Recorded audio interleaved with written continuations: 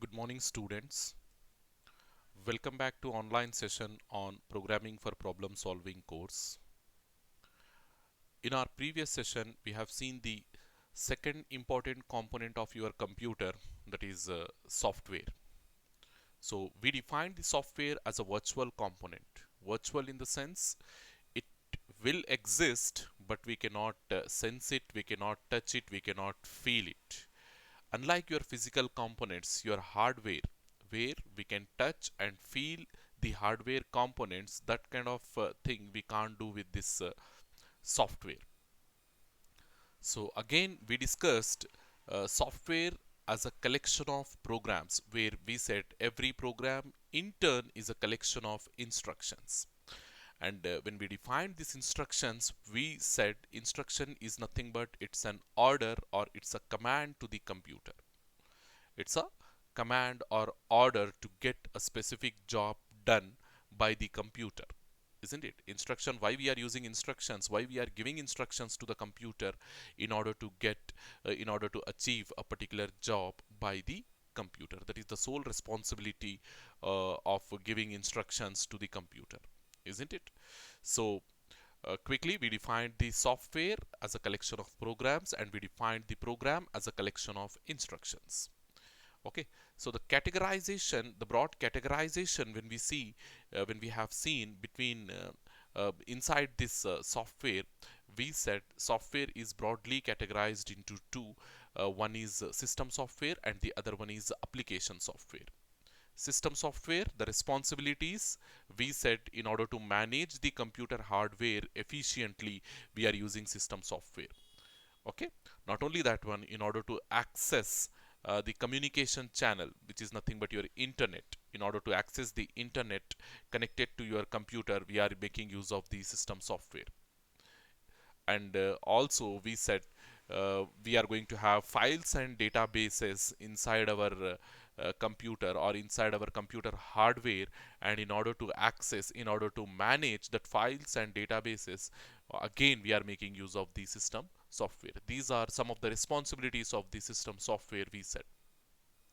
And system software, again, it is divided into three further categories. One is operating system, system support, and system development. And for each of these three, we have discussed the responsibilities as well as example softwares, isn't it?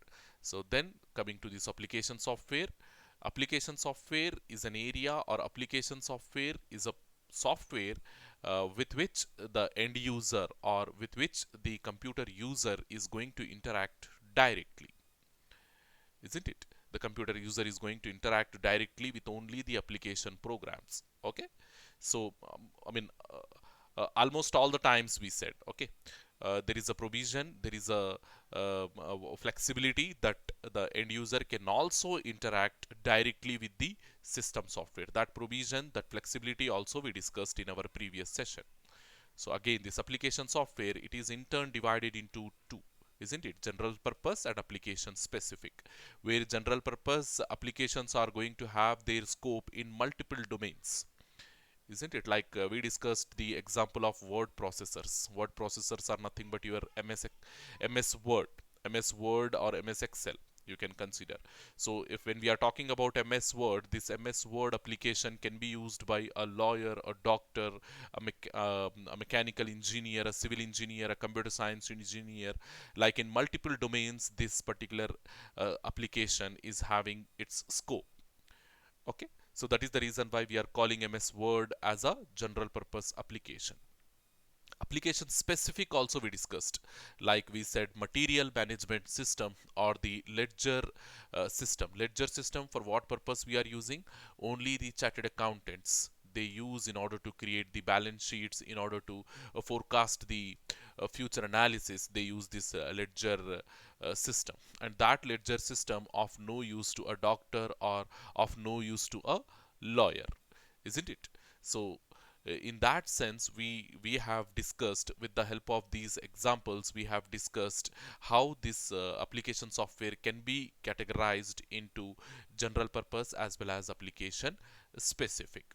So all these things, if we quickly see in the diagram, So this diagram will give you the idea of a software and how that software is divided into two types: system software as well as application software, and system software further into operating system, system support and system development, and application software general purpose and application specific. So yeah, this is uh, when they ask you to write about the definition of a computer, and if they are giving this question for 7 marks or for a long answer question, then you have to narrate all these things: hardware components, then software components, everything you have to write in detail. And many of the times they will frame such a question from this concept. So define the term computer and elaborate on internal components of your computer. Likewise, they will frame one question. So in that case, what you have to do, you have to write all these things. First of all, you have to write the definitions of the computer, then what is hardware, what are the components inside this hardware, and how these components are categorized, like input devices, output devices, processing devices. All these things you have to write. Then further, inside input devices, uh, why we use input devices and examples, output devices and processing unit, and this memory types, storage device types. All these things you have to narrate. And till this software also you have to categorize, define and categorize, and system software and application software, and the relationship between all these software types, this also you have to write. So till this point you have to write, and it is an long answer question. If they are not framing any long answer question from this topic, definitely there is a scope that they are going to ask SAQs, short answer questions, from this topic. So yeah, after this discussion, after the relationship between system and application softwares, we have to discuss about computer languages. So when we define the term software, over there itself I have given the idea of what is a programming language.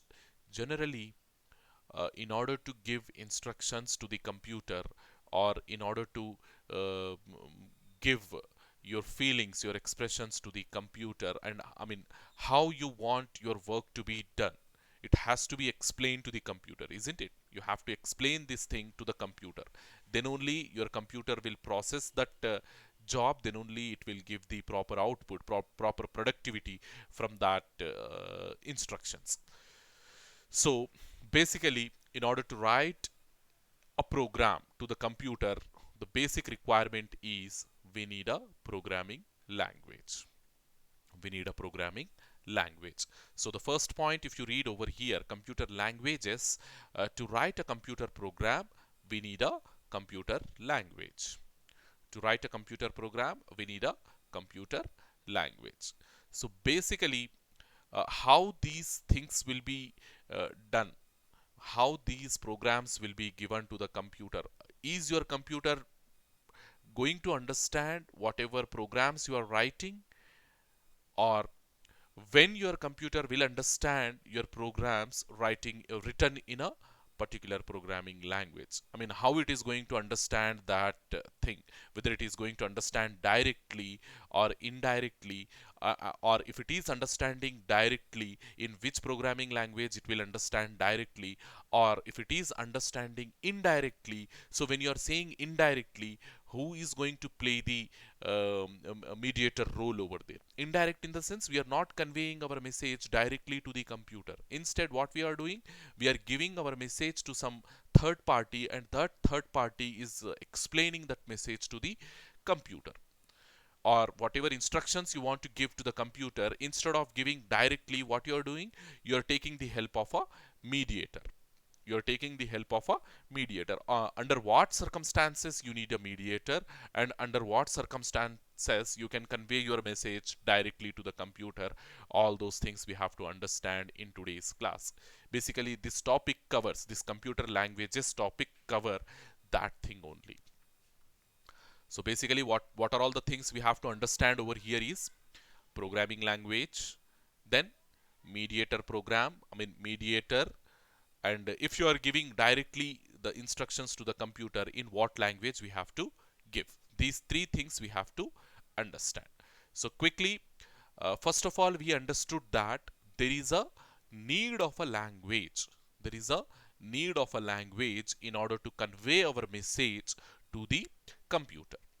Not only to the computer, take the real time example.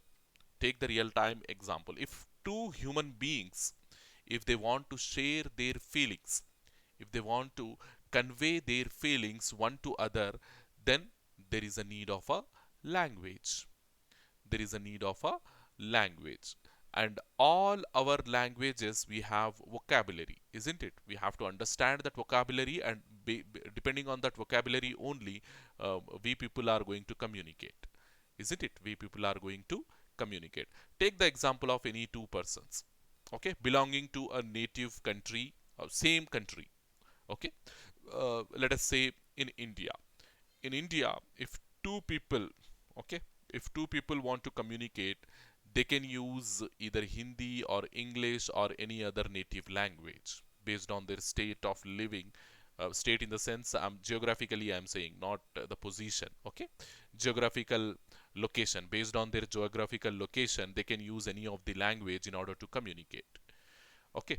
So suppose if two persons, two different persons, one person belonging to India and the other person belonging to Germany, okay.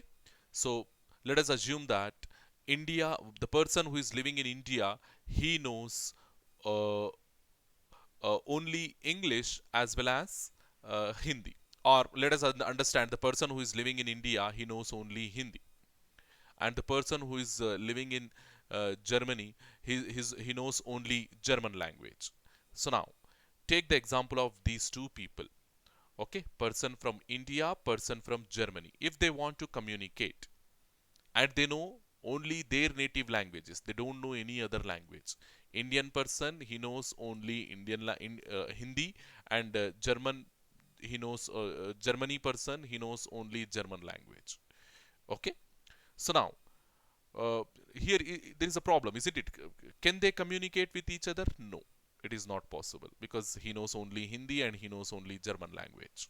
So there can't be any communication, direct communication between them, isn't it? So that is the reason why we have to mention this term, direct term over there.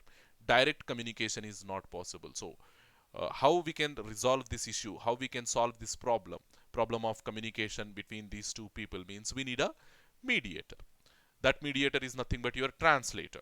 We are having translators in the society, okay. What their role is, what their job role is, they will convert one language statements or into some other language statement, isn't it? They convert one language statements into some other language statements.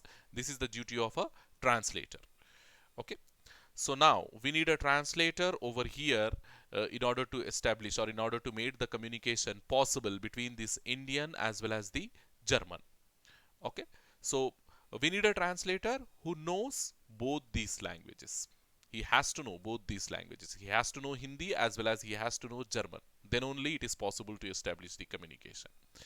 Then only it is possible to what we call um, the communication, in order to make it, okay. So the translator, he has to know both Hindi as well as German language. So what he will do basically over there, he will take the message from the German person and he will translate that into Hindi and gives it to the Hindi person, that is a person from India. Okay, next what he will do, he will take the messages from Hindi person, that is nothing but the person from India, and translate those Hindi messages into German language, and conveys the same to the German person, okay, Germany person. So in that way the communication takes place, okay. So if any one of these two persons, either the German person knows the Hindi or either the Indian person knows Germany, will solve our issue, isn't it? We don't need, in that case, we don't need a translator. So directly, as the Indian person, he knows the German language, he can directly interact with that German person. Or If the German person knows the Hindi language, he can interact directly with the Indian person.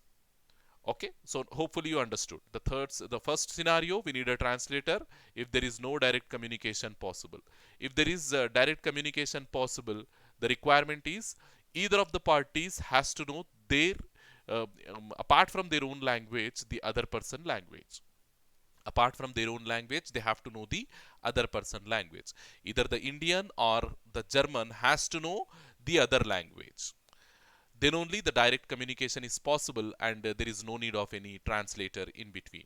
But if they don't know I mean, the opposition party language, if the Indian don't know the German language or the German don't know the Indian language, then we need a translator over there. So you have to understand this concept very clearly. That is the reason why I'm stressing again and again. Okay, when there is a need of a translator and when there is no need of a translator, you have to understand this one. Hopefully you understood. So quickly we go to our concept, and we see over here the computer languages have changed over the year from machine language to natural languages. Okay, from machine language to natural language, you have to understand this point as well.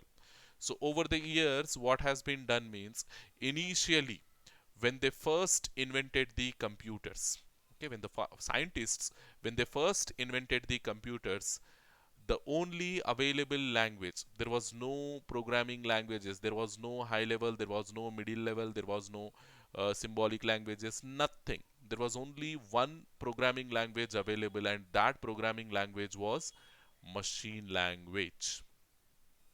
So here the computer's language itself is the machine language. You have to remember this one. The computer's language itself is the machine language. That machine language is nothing but your binary language. Binary language. Why we have given this binary term over there means, because in the alphabet of binary language, we are having only two characters. In the alphabet of English, how many characters, how many alphabets we have?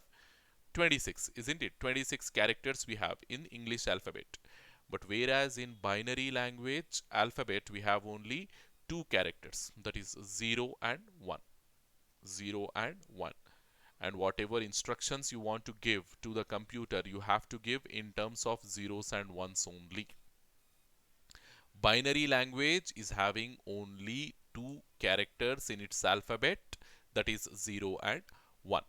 And if you want to give any of the instructions to the computer in binary language or in machine language, we also call this binary language as machine language, or machine language as binary language. These two are just the different names. Okay, the reference point is same. Whatever we are referring, that is referring to the binary language or the machine language, just the two different names. The language is same. You have to understand this one.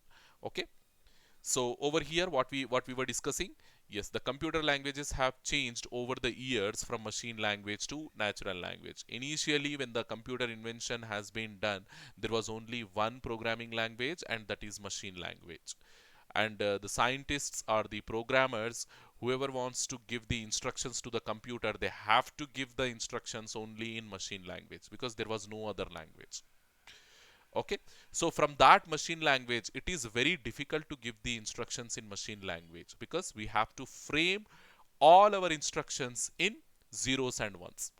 Okay, think of this. Suppose if you want to perform addition of two numbers, so it is a normal simple calculation, isn't it? So if you want to perform the addition of two numbers, so let us say how we perform that one. So 2 plus 3, generally in mathematics, how we represent 2 plus 3, and this sign, plus sign, what it is representing over here, it is representing addition. Generally we perform addition, and mathematical addition means what? It will add this 3 to this 2, and you will get the result like this 5. Okay, you will get the result like this 5. It is a simple calculation, so basically we can do it. So if you want to do the same operation on a computer, okay, in an ancient computer, likewise we discuss the first computer, okay, the first computer. We don't go into deep into, I mean, the history of the computer, what was the first computer and then what computer came into existence and how the personal computer came into existence. All those things we will not discuss, okay, because it is not there in your curriculum and we don't want to waste much of our time on that concepts. If you have the interest, you can go and you can find out, okay. So now, if you want to perform this simple addition operation on a computer, then with machine language, because we are considering the ancient computer, the first computer, okay, the inception computer, the computer at the starting point, okay, the starting point of the history, we can say. So that on that computer, if you want to perform this addition operation, there was no other language, isn't it? There was only one available language, that is machine language. So we have to use this machine language in order to perform the this operation. So how I have to frame the instructions? First of all, what I have to do, I have to convert this 2 into binary language. So I have to convert this 2 into binary language. So 2, how we can write means 0, 1, 1. Like this we write. And addition, whatever operation you are performing, that operation also you have to convert into binary. So let us say that binary operation something like this. Okay, I'm just considering randomly. Then this 3 also you have to convert into binary. So 3, how we write means 0, 1, 1. So let us say this is 0, 1, 0 and 0, 1, 1. So like this, 0, 1, 0 is your 2 and this is your plus symbol and this is your 3, equivalent to 3. So like this, you have to give all your numeric values as well as alphabets, whatever you have, you want to give to the computer, all those things you have to convert into machine language. And then it will give the resultant value, that is 5, which will be in binary only again, which will be in binary only. 101 is the 5 equivalent. So like this you will get. So after getting the result, again what you have to do, you have to convert this into numeric form from the binary number to normal numeric form. Like this you have to perform the addition operation. So for this simple calculation only, for this simple addition operation only, you have to perform these many steps. You have to go through these many steps. Okay, consider that you are performing a big number addition, like some 1 lakh, like this 500 plus some 200572, likewise a very big number. So then the problem will raise. Okay, this big number you have to first convert into binary or machine language, then this symbol also you have to convert into machine language, this also you have to convert into machine language, and then whatever result it will give now, that result also it will give in machine language only. That result also it will give in binary language only. So whatever result you are getting, that binary language result, again you have to convert into your regular numerical value, So all these are the problems associated with machine language. So you will fix this point inside your mind. Your computer will understand only the machine language. Your computer will understand only the machine language. And if you want to give your instructions in machine language, it is an hectic job. It is a problematic job, isn't it? If you want to give all your instructions in machine language, it is an hectic job. The reason, because whatever uh, formatting we use, whatever concept we use in our real time, we follow a different concept, isn't it? It is not machine language. We follow a different concept. But when it comes to computer, it will understand only the machine language. So there comes the requirement of a mediator, isn't it? Because we as humans, I will take this over here. We as humans, we have our own languages, Okay, generally what we call those languages as, we call them as natural languages. We call them as natural languages. And the computer, it will understand only the machine language. Computer will understand only the machine language. Machine language. Now you correlate this example with our Indian German example. So if the humans not understanding machine language, and if computer not understanding natural language. Computer will not understand natural language. Computer will understand what? Only machine language. Humans will not understand machine language. Humans will understand only natural languages. Natural language in the sense, what are they? Examples, our English. English is a natural language, isn't it? English, okay, and your Hindi, okay, your all native languages, all they comes under natural languages only. So we humans, we understand these type of natural languages, and your computer will understand only machine language. So there is a gap, isn't it? So how we filled that gap, or how we solved this issue in order to establish the communication? Because whatever work the human being wants to give to the computer, how he has to give, uh, isn't it? He has to express that work. He has to express that work in the form of instructions. So if he don't understand the computer language, how come the human going to give his what? Give his expressions? So there comes the problem.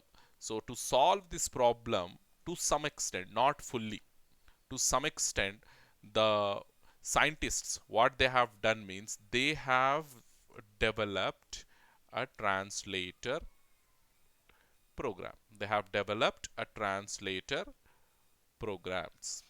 So what is the role of this translator program means? They will take the instructions from human. In what language they will take, again we have to discuss. So they will take, generally what they will do, they will take the instructions from human beings and convert those instructions into machine language. Convert those instructions into machine language. So now here, these translator programs, again they are having some problem, some issue in them.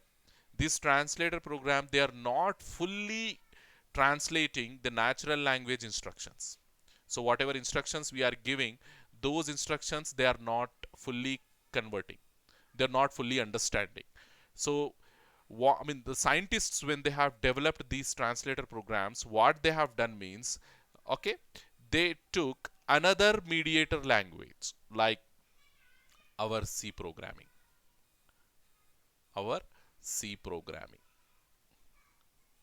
So this translator, what he will understand? He will understand both machine language as well as C language. Okay. The translator program, he will understand both things. So it's better to call it as C language. So instead of C programming, we better call it as C language because it is a language. Okay. So now the translator program, it is having the capability of doing both the things. It will convert the C language into machine language, as well as it will convert the machine language into C language. But it will not understand your natural languages. It will not understand your natural languages. So the scientists, to give the flexibility to the to the humans, what they have done, they have developed a, a separate language, a separate translator program. So that translator program, what it is doing, it is converting the C language into machine language. So now the humans, it is the responsibility of humans that they have to learn this C language. So learning machine language, it is very difficult than learning C language. So what the humans are doing now, instead of learning machine language, they are learning C language. So once they know C language, what they can do, they can write the instructions in C language and they can give those instructions to this translator program. What this translator program will do, it will convert the C language instructions into machine language instructions so that the computer will understand those machine language instructions. Hopefully you got the idea. So translator program, again, we don't have a full translator program which will convert the human language, that is nothing but natural language, into machine language. We don't have any such translator program. We have translator program which will convert the mediator languages. There are different mediator languages, not only C language. We have C++, we have Java, we have Python, okay, we have Pascal, COBOL, okay, many different languages we have in the market. So all these languages, they need translators. All these languages, they need translators. So converting the human language into computer language, it is very difficult. but converting this mediator language programs or mediator language instructions into computer language, that is nothing but machine language, it is an easy job. So that is the reason why the scientists, they have developed translator programs only to convert these mediator language programs into machine language, but not natural language programs into machine language. Their goal is to do that one only. What is the scientists' goal now? They want to develop a programming language which should be near to natural language, which should be near to natural language. And I can say that to some extent they succeeded. To some extent they succeeded. Nowadays we have some voice command uh, computer systems, isn't it? They operate on voice commands. Human being was voice commands. So maybe you might have heard about this Amazon Alexa, isn't it?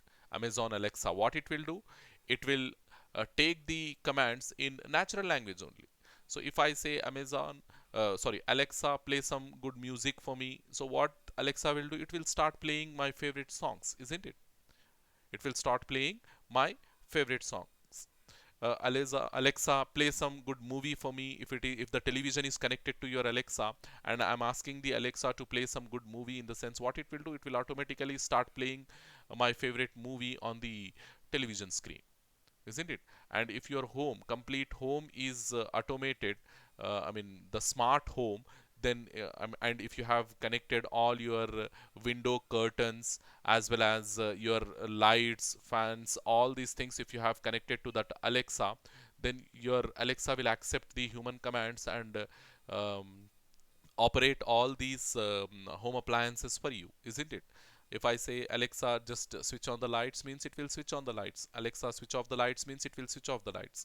Raise the curtains, means it will raise the curtains. Likewise, it will accept different commands from human beings in their own languages, isn't it? In their own language. But whatever we are discussing over here, we are discussing a point where the natural language evolution has not been done. In terms of computer programs, the natural language evolution has not been done. Okay, by keeping that thing in our mind, we are doing this discussion. So quickly we go to our slides and we see where we are. So we said the computer, to write a computer program, we need a computer language, and computer languages have changed over the year from machine languages to natural language, as just now we discussed. Okay, the computer will understand only the machine language, and the scientist's goal, the developer's goal is to build a programming language which should be near to natural language, okay. So next, how this evolution has been done. Okay, we said over the years they have been evolved from machine language to natural language. And how this evolution has been done means, okay, at the time, okay, during 1940s there was only one available programming language, that is the machine language. So it was the starting point of computers, we can say. In the history, it is the starting point of computers, and there was no mediator language, and there was only one programming language available, and that is the machine language. So everything, whatever you want to give to the computer, whatever instructions you want to give, whatever commands you want to give to the computer, you have to give in machine language itself, because there is no other programming language. Okay, slowly the evolution has been done, and during 1950s they developed symbolic languages. Inside symbolic languages, we are going to use some special symbols in order to write the instructions, or in order to give the instructions we use special symbols. Then in 1960s we got high level programming languages, and your C language is one such type. Your C language is one such programming language. Okay, your C language, or we talk about C++, your Java, your Python, all these are examples for high level languages, high level programming languages. Hope you understood this concept. During 1940s we have only machine language. 1950s we got symbolic languages, and then more evolution during 1960s we got high level programming languages. Okay, So quickly we go, and if you see the evolution, simply like this. 1940s we have the machine languages, then 1950s we have symbolic languages, 1960s we got high level languages, and lastly during 1990s, okay, near to natural languages they have done the, I mean, this thing we are not discussing as part of your curriculum, but if you see the reality, in 1990s only we got voice command operated computers, okay.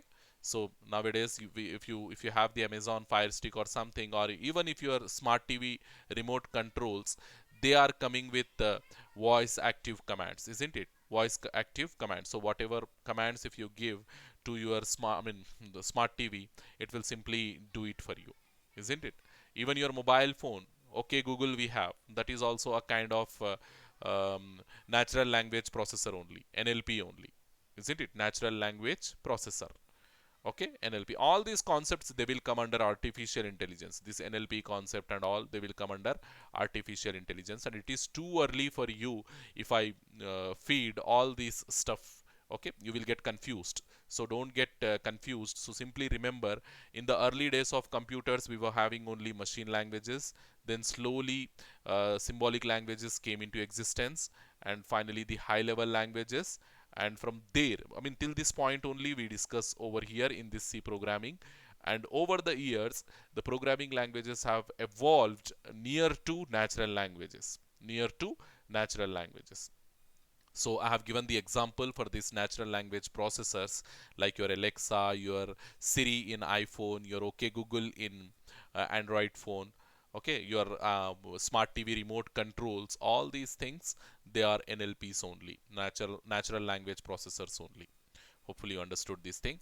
So quickly, the first type of programming language, that machine language, and we said in the early days of computers we used, okay, in the inception days of computers we used these machine languages, and the only available programming language, why we used machine language means at that time the only available programming language was the machine language. So that is the reason why we used only machine language. And the problem, as we discussed, we have to code all our instructions using either zeros or ones. That is the big problem, because we human beings, we can't frame everything using zeros and ones, isn't it? I have shown you one simple example of adding two numbers and how difficult it is, isn't it? So that is the reason why the programmers or the scientists, they always felt that there should be a way where the human beings can interact with the computer easily. So in that motivation only, we got the other programming language types. So the first programming language type, that is machine language, here we have to code everything using zeros and ones only. All you read this last statement over here, all instructions in machine language must be streams of zeros and ones. Streams in the sense sequences, okay. Because internal circuitry, whatever internal, why the computer will understand machine language, that also very important question, isn't it? Because yeah, as far as the internal circuitry or internal components of your computer are concerned, they are electronic components, and all your electronic devices, they can be in any of the two states. Either they can be on state, they can be on, or they can be off. So only two states possible: on state, off state. There is no any intermediate state, isn't it? So that is the reason why your binary language is also having only two states, 0 and 1, on state, off state. Okay, so you can relate this electronic components to your normal electrical switches inside your houses. So they can be in any of the two states. Either the switch can be in on state, or it can be in off state. So if the switch is on, we call that case as true case 1. We indicate with binary 1. The on state of a device we indicate with binary 1, and the off state of a device we indicate with binary 0.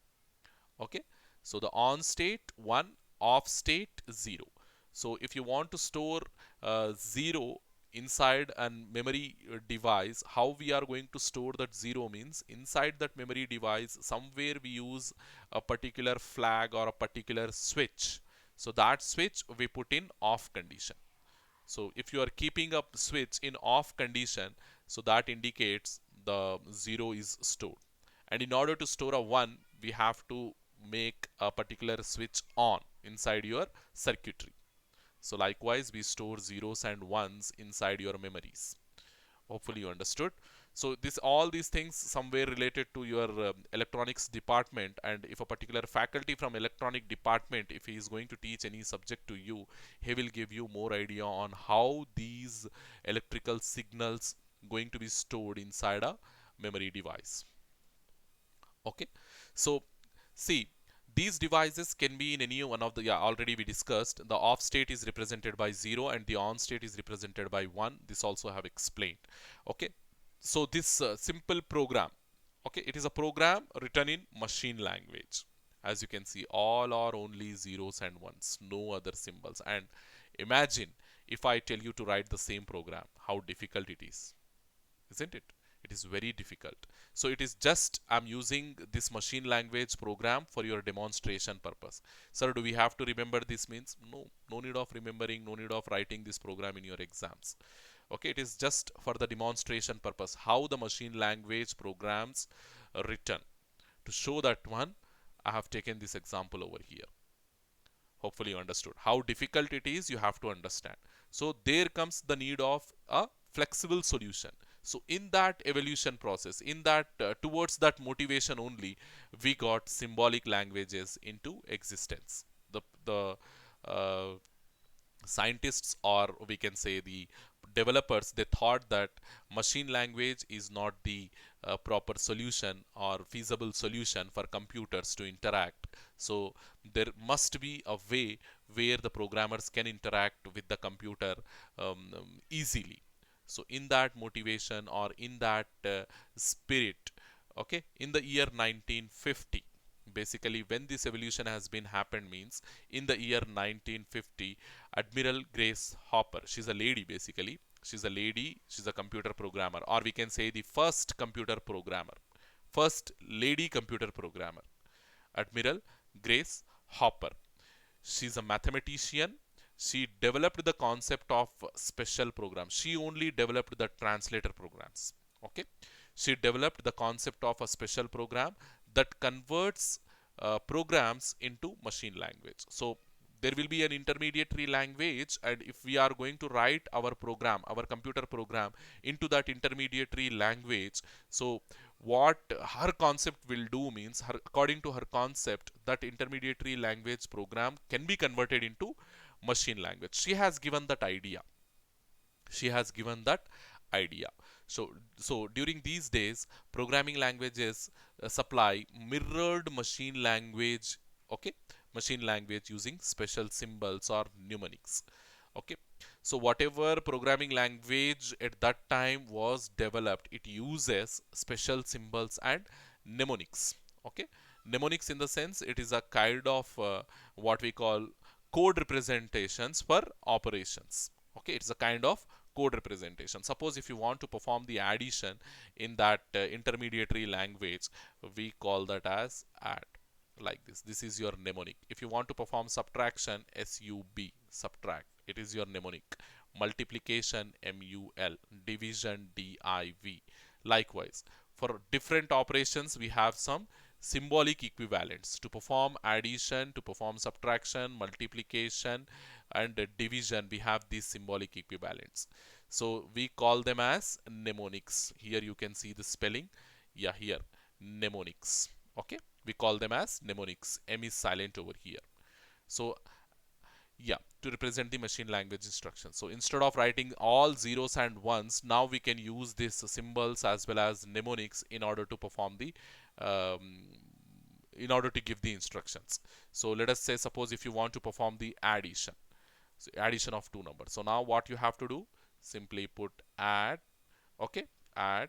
So first of all, yeah, instead inside your as we said, inside your processor, we are going to have the registers, isn't it? So first of all, we have to, yeah, for moving, first of, I'm just giving a simple example.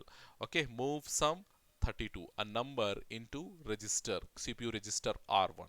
Then move another 35 into a CPU register R2. So likewise we write the instruction. So what this move instruction, it is basically an instruction, a command to the computer. What this move will do means it will move this 32 into R1 register. What this move will do, it will move this 35 into R2 register. Then add R1 plus R2, R1 plus R2, like this. So now what will happen? So like this, when you write, so the R1 content, R2 content will be added, and finally the result will be saved in accumulator. So to see the accumulator content, okay, we have different instructions. Okay, so simply the result will be saved inside accumulator, and what is accumulator and all that you will understand. Okay, so in this way we perform the operation. So this is, to some extent, it is easy, isn't it? We can remember that move will move the value into register, and add will add the values. So like this we can remember. So instead of following that binary code, now we can follow this mnemonics or symbols, special symbols. Okay, instead of remembering the binary language codes, now we can remember the mnemonics or special symbols. So these special symbols, as we are using special symbols, we call these type of languages as symbolic languages. In machine language, all zeros and ones. In symbolic language, instead of zeros and ones, we have the flexibility of using these mnemonics and symbols, special symbols. Okay, here also you have to remember this point. Your computer, it will not understand any symbols, any mnemonics, nothing. Again, in order to give that symbolic language program to the computer, you have to convert that symbolic language program into machine language. Why we are using this symbolic language means because we have a translator. Okay, because we have a translator which will convert this symbolic language program into what we call machine language. So we call the translator program as assembler. So here a special program, you can see over here, a special program called assembler is used, which translate the symbolic language instructions into machine language instructions. Why we are doing this means because again your computer, it will not understand the symbolic language instructions, it will understand only the machine language instructions. So there is a need to convert these symbolic language instructions into machine language, and who will do that means, who will do that job means a special program called assembler will do that job. Here you have to remember, when we are converting the symbolic languages into machine languages, we are using assembler. We are using assembler. A symbolic language program, here you can see. So to some extent it is very easy to understand, and it is very easy to remember because it is using move A, B, push A1, push A2, calls, like these type of instructions it is using, and one can easily remember these kind of instructions. Another important problem with machine language I forgot to mention over here. Another important problem with this machine language is these machine languages are different from computer to computer. So if you are using a computer, let us say some a computer, let us say you are using a computer. So a computer's machine language is entirely different if you have another computer like B computer. So when you have two computers, these two computers will have their own machine languages. So in order, if you want to give a program to a computer, what you have to do, you have to follow the a computer's machine language only. And if you want to give your program to B computer, then again whatever program you have written for a computer's whatever program you have written in a computer's machine language, that program you can't give to B computer because your B computer will not understand that one. So here what I mean to say is machine language is different from computer to computer. If you have two computers, you have to learn two different machine languages. So that is again the problem. What the reason, it is very simple. The machine language is entirely dependent on your computer's architecture, hardware architecture. Okay, so that is the reason why the machine language will differ from computer to computer, and in order to program a computer you have to learn its specific machine language. Whatever machine language it will understand, you have to learn that machine language and you have to write that machine language. So again it is also a problem. Symbolic languages, to some extent, we can say, not completely, but to some extent, we got the independency in terms of machine dependent. Okay, your symbolic languages, they are still machine dependent, but to some extent they are relieved. To some extent, they are relieved. As symbolic languages are assembled using assembler into machine language, they are also called assembly languages. Not only symbolic languages, as we are using assemblers in order to convert the symbolic language code into machine language, we also call them as assembler. The second name to symbolic languages is assembly languages. We have two names. One is the symbolic languages and other name is assembly languages. Why we have this special name means because we are using assemblers. As we are using assemblers, we have given this special name to the symbolic language programs. Machine languages are completely dependent on the machine internal hardware. Symbolic languages, to some extent, they are dependent on the machine's hardware or machine's architecture, internal architecture. Now, again, remembering these mnemonics also not suitable, and as symbolic languages, they still dependent on the machine. That means if you are writing a program for one computer, you cannot copy that program into some other computer and run. They still dependent on the machine's architecture. So in order to run the same computer program into some other machine, again you have to write the same program. Okay, so there comes the concept of high level languages. There comes the advent of high level languages. So these you can read the first statement which gives the drawback of your symbolic languages as well as the machine languages. Symbolic languages require the programmers to concentrate more on the hardware, isn't it? Because when you are writing a symbolic language program for a computer, as it is dependent on that computer's internal hardware, the programmer has to focus on hardware more. Okay, of the computer that they were using, as these languages are still dependent on the machine. Just now I said that I have concluded that statement over there, isn't it? Symbolic languages, they too dependent on the computer architecture. They too dependent, as we said, we are using R1 R2. R1 R2, what are R1 R2 over there? They are the internal registers of register names of your CPU. And if you are using that internal register names in your program, that internal register names may be different in some other computer, may be different in some other computer. So if your programming language is dependent on the computer hardware, you cannot write platform independent programs. So this term you have to understand. Platform independent in the sense, suppose if you are writing a programming language code in one computer, you can copy that code into some other computer and you can execute that code in some other computer as well. Then only we call such programming language as platform independent programming language. If it fails to satisfy that need, if it fails to satisfy that requirement, we call that programming language as machine dependent or platform dependent programming language. And your machine language is a platform dependent programming language, as well as this assembly language or symbolic language. This is also platform dependent programming language. So there is a need for platform independent programming language. Why means, as you know, in internet we are connecting multiple computers and we are copying the content from one machine to another machine, and we are executing the content from one machine to another machine. Okay, just think about the concept of Google website. Under what language they are writing the code for Google website, isn't it?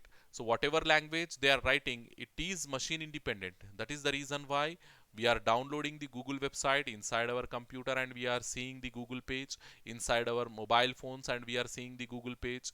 Okay, we can run the Google website in many different applications, isn't it? Many different applications, and wherever you run, under what operating system, under what computer architecture you run, you will get that Google page, isn't it? So the reason, the concept is very simple. Whatever programming language they are using in order to frame that Google website, it is machine independent, it is platform independent. That is the reason why we can download that Google page in different platforms, in different computer architectures, and we can get the website, isn't it? We can see the website. Okay, so read the second point over here.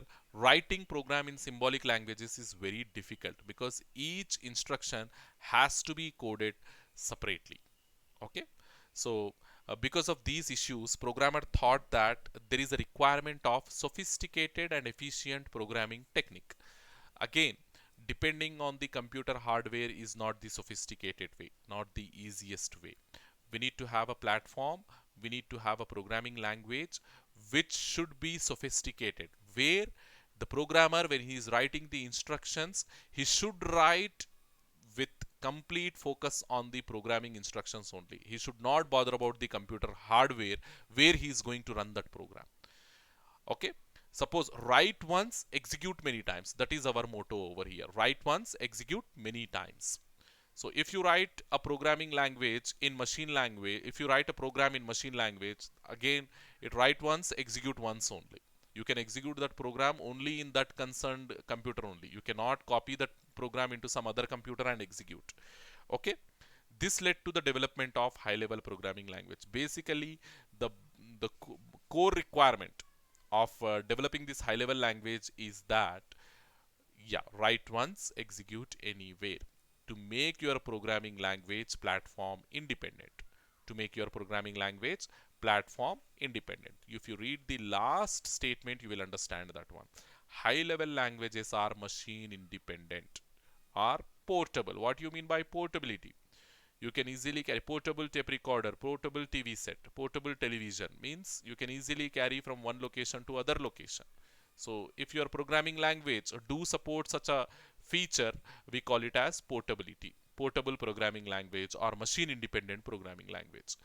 They allow the programmer to concentrate more on the application rather than the computer hardware where they are going to run this application. So if platform independent concept is not there, let us assume, then the developers of Google website, what they have to do? They have to write a different program for each and every computer available in the entire world, isn't it? They have to write a separate website for each and every computer available inside the world. So to overcome that problem, we got high level programming languages. They are machine independent.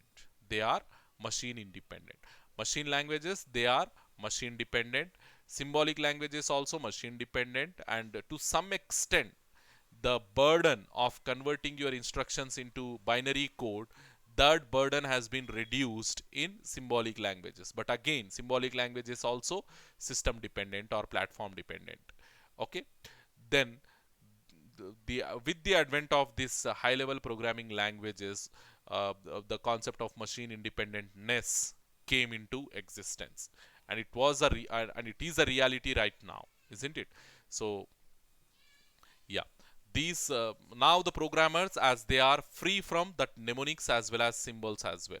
Okay, because these symbolic languages, they need special symbols to remember and the computer hardware to remember. Register names we have to remember. That kind of thing got rid nowadays. I mean, inside these high level programming languages, that extra burden is being reduced from the programmers. Remembering the hardware components stuff is being reduced from the programmers. So the process of, yeah, again, these high level programming languages, as you know, your computer will not understand. Your computer will understand only machine language. So there is a need to convert these high level programming languages into machine language. Then who will do that job for us, in the sense, for the programmers, in the sense, a program, a special type of program called compiler. Okay, we have a program called compiler, and whatever process we are initiating in order to convert the high level language program into machine level language, we call that process as compilation. Okay, so here you can read the process of converting, the third statement, basically the process of converting high level languages into machine language is known as compilation.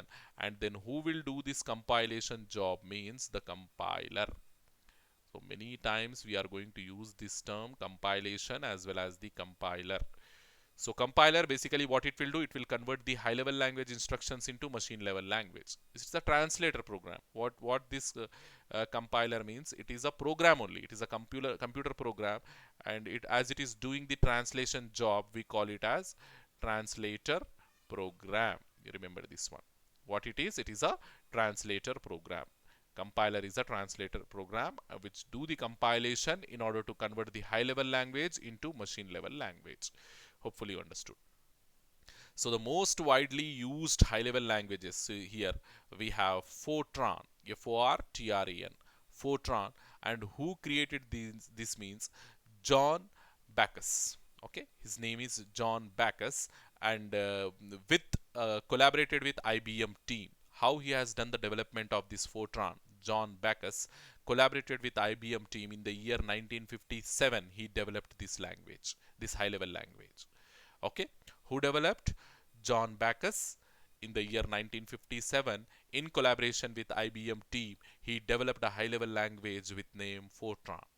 Okay, still this Fortran language, it is still under usage in scientific and engineering applications, not in MNCs or something, but in scientific and what we call engineering applications. Many times this Fortran is used.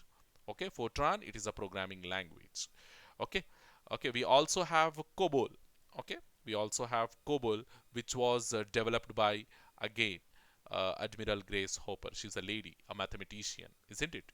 Admiral Grace Hopper, she developed it, and the language name, it's a high level language, and the language name is COBOL.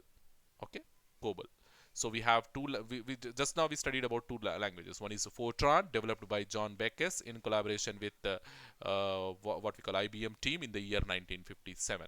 And we also have COBOL programming language. It is also an high-level programming language and developed by Admiral Grace Hopper. Once again, she's a lady mathematician.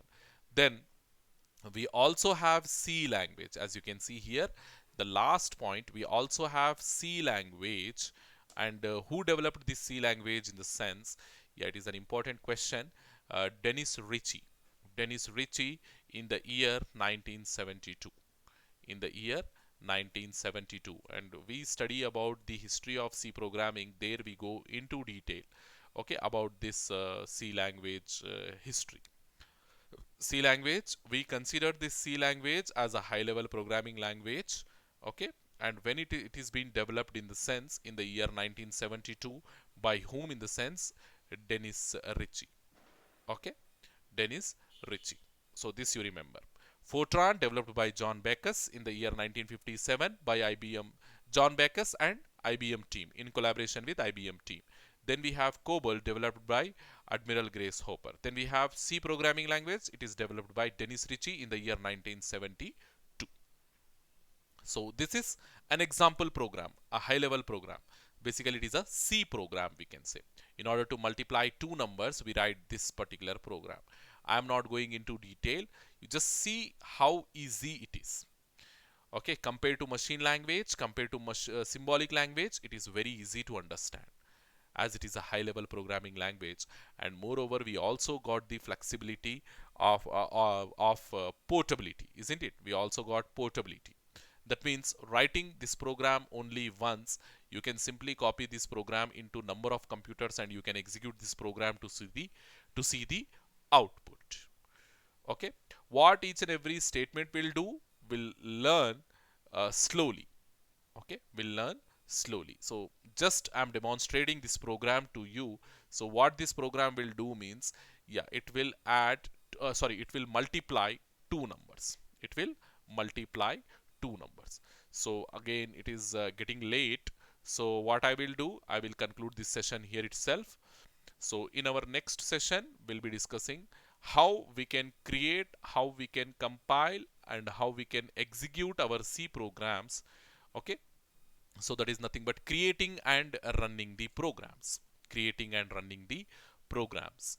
Okay, so in today's class, I'm quickly concluding computer languages. There is a need of computer language because we have to express our feelings to the computer, and easily we can't do it, or directly we can't do it, because the computer will understand only machine language and the human beings will understand natural language. So there is a need to convert the natural language instructions into machine language. So the translator programs, to some extent they are doing, but directly we don't have any translator program which will convert from natural language into machine language.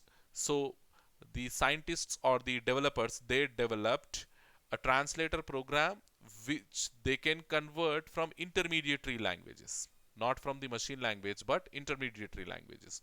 Those intermediary languages, they can be they can be symbolic languages, or they can be high level programming languages. Okay, So the translator programs, they can be assemblers, they can be compilers. Okay, if you are writing program in symbolic language, we are using assemblers in order to convert into machine language. If you are writing the program in high level language, we are using compilers to convert into high level programming language. You have to remember all these things. Yeah, many 2 marks SAQs we discussed in today's class. The assembler, the definition of assembler, it is an 2 marks SAQ. Compiler, the definition of compiler, it is a 2 marks SAQ. The difference between assembler and compiler, it is a 2 marks question. And many different points: who developed C language, when developed, where developed, and that examples of symbolic language, examples of high level languages. All those things are very, very important questions. Hope you will answer the questionnaire what I am going to ask along with this video, and you perform well, because at some point we are going to scrutinize all these marks in awarding your final marks. Okay, hopefully you understand the importance of these questionnaires, these online classes. Okay. Okay, thank you very much, students.